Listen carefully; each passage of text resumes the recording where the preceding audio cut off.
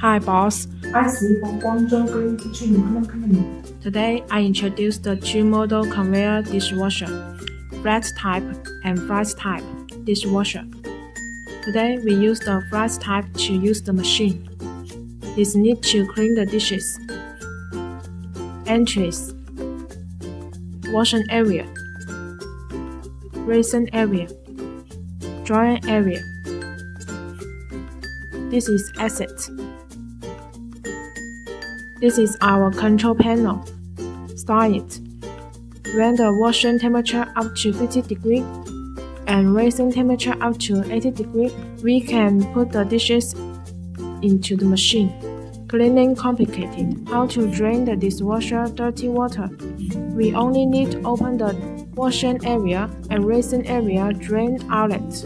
Large LCD display operation panel.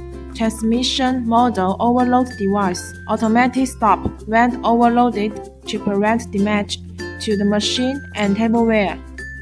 Would you like to know more details? Please contact us.